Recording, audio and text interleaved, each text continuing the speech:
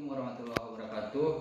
Jadi saya sebagai Sukrimanto SKM sebagai Kepala Bidang P2P Dinas Kesehatan Negara ingin konfirmasi bahwa tidak betul ribuan vaksin itu terbuang di Aceh Tenggara, tapi memang ada 1.819 dosis vaksin tidak terpakai. Jadi artinya bukan terbuang tapi tidak terpakai pada saat proses vaksinasi. Memang di awal-awal kegiatan vaksinasi di Kabupaten Aceh Tenggara dulu masyarakat masih kurang antusias, sehingga vaksin yang satu vial 10 dosis itu kadang-kadang yang datang 6 orang, jadi sehingga yang 4 dosis itu jadi tidak terpakai.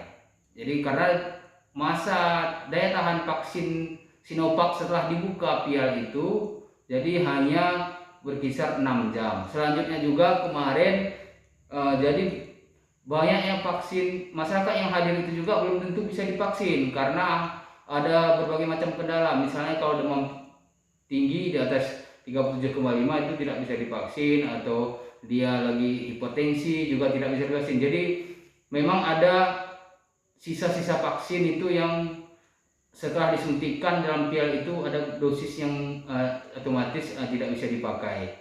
Jadi seperti itu. Selanjutnya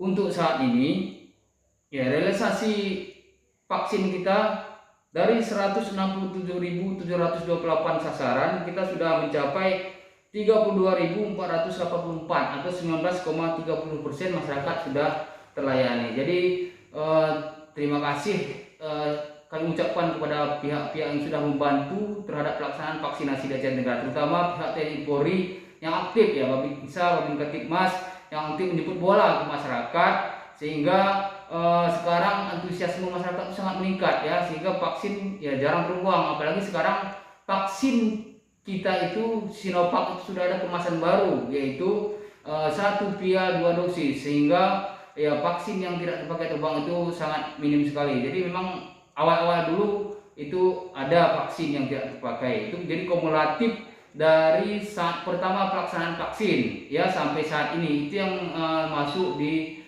berita kemarin sebetulnya. Jadi kita hanya mau konfirmasi supaya tidak kesalahpahaman seolah-olah kita nanti membuang vaksin ya. Jadi saya rasa ini dapat kami sampaikan. Lebih dan kurang mohon maaf. Assalamualaikum warahmatullahi wabarakatuh.